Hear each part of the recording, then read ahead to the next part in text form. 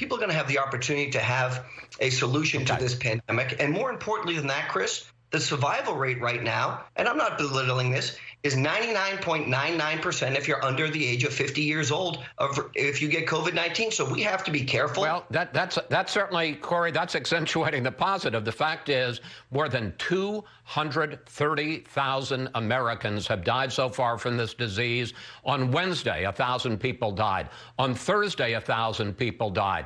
Here's what the president had to say about that this week. You know, our doctors get more money if somebody dies from COVID. You know that, right?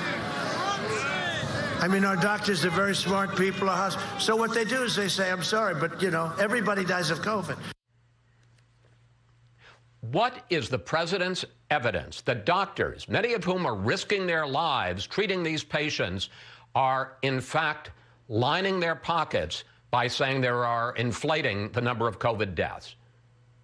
You know, Chris, I haven't seen that evidence, but we have seen on multiple occasions instances where people have claimed that they have been died from COVID-19, and that wasn't the case. We saw it. Fox News actually did a whole expose on an individual who died in a motorcycle accident. Maybe he had COVID, but died in a head-on collision. They said it was a COVID-related death. Fox News exposed that entire hypocrisy. So, look, I think we're categorizing sometimes individuals who may have COVID but aren't dying from that and claiming it as a COVID death, which is not accurate. But there are also, according to a number of studies, that the number of people who actually are dying from COVID is greatly undercounted.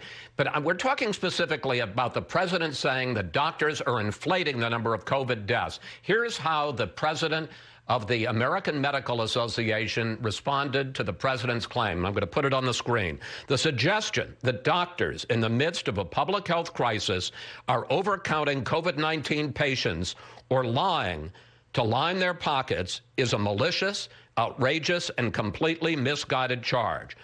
Does the president stand by his accusation that doctors are profiteering off this virus? You know, Chris, I haven't spoken to the president about this directly, so I couldn't answer that. But I can tell you that you understand it's a pretty serious thing to say about the nation's doctors who are on the front lines. Look, we have enormous respect for doctors who are serving the frontline patients, and they do an amazing job by and large. We know that this president has provided them the PPE equipment that they've needed to be able to do their jobs because the previous administration left our stockpiles empty. So because of the work that this administration has been able to do, healthcare workers and frontline workers actually have the equipment now to help combat this virus and stop the spread of it further.